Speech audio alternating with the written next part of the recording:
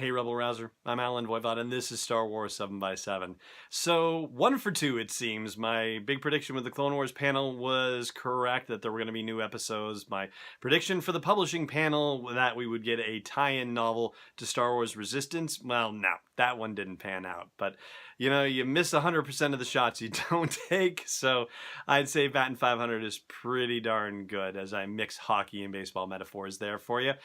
The publishing panel, though, had a lot of interesting stuff to reveal, and I would say probably the 3 biggest reveals would have to be around the solo novelization, the new novel by Claudia Gray, and the new novel by E.K. Johnston. At least that's the big news as far as novels go. Comic books, well, we'll talk about that on tomorrow's episode, but for the novels, let's start off with the Solo: A Star Wars Story novelization. This is going to be an expanded edition book, just like The Last Jedi book was. That one was written by Jason Fry. This one's going to be written by Mur Lafferty, and she has written a couple of short stories for Star Wars already. Voice of the Empire was published in Star Wars Insider magazine, and that was a tie-in to the Rogue One Catalyst novel. And I guess that would be Catalyst to Rogue One novel, more properly.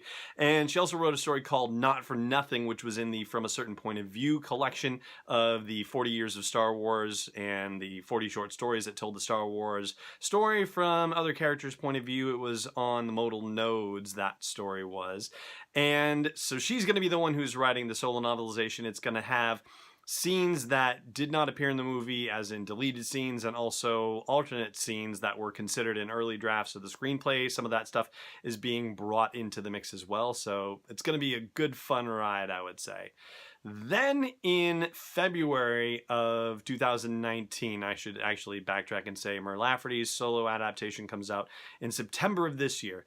The next big announcement is the novel Master and Apprentice that's coming out in February of 2019, written by Claudia Gray, who is already batting 3 for 3, continuing baseball metaphors here with Lost Stars and Bloodline and Leia, Princess of Alderaan. Now she's writing a novel that is being described as taking place before The Phantom Menace and featuring Qui-Gon Jinn and Obi-Wan Kenobi as they're sent on a dangerous mission by the Jedi Order. And look, I have a prediction about this one, so I'm just going to put it on the table right now. Actually, it's a dangerous mission for the Jedi. I just double checked. Not the Jedi Order. Maybe I'm just, letting my hypothesis run away with itself. But look, it takes place before The Phantom Menace, and it involves Qui-Gon and Obi-Wan, so it's Claudia Gray.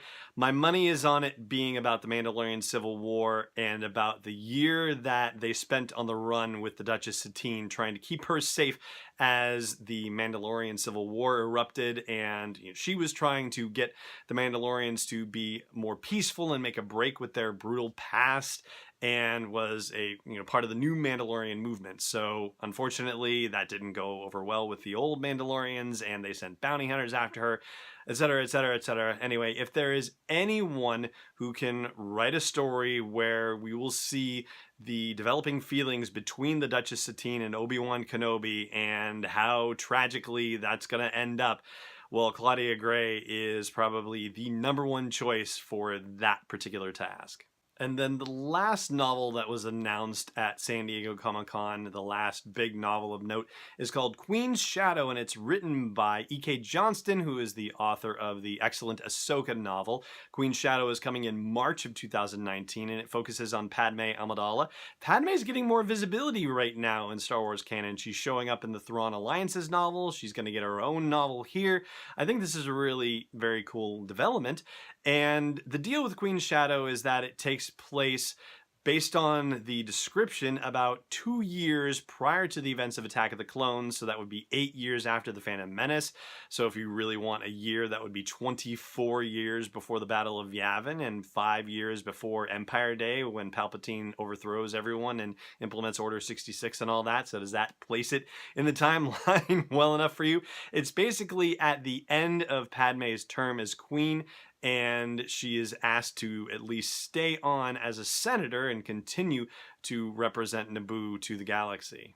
And the description says that she's supposed to be learning how to forge a new identity beyond the Queen's shadow and get herself immersed in the treacherous world of politics and be able to deal with that, and she's going to have her handmaidens to help her out with that as well, which means that we'll see at least Corday, who unfortunately is the one who died on the platform at the beginning of Attack of the Clones, acting as a decoy for Padme, but at least we'll get to see Corday, and hopefully she'll get to participate in some very cool action sequences. You know, anybody who's willing to throw herself in as a decoy, like, you want to see them shine. So it's going to be a little bit tragic in a way to see Corday in action in Queen's Shadow, assuming that she's part of the action in the novel.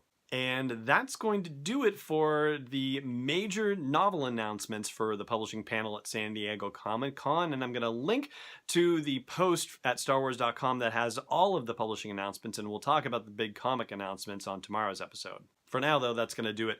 Over on the audio version, we'll do a little bit more. That's at sw7x7.com/iTunes or Spotify or wherever you like to listen to podcasts. But for now, it just remains for me to say thank you so much for watching, and may the Force be with you wherever in the world you may be.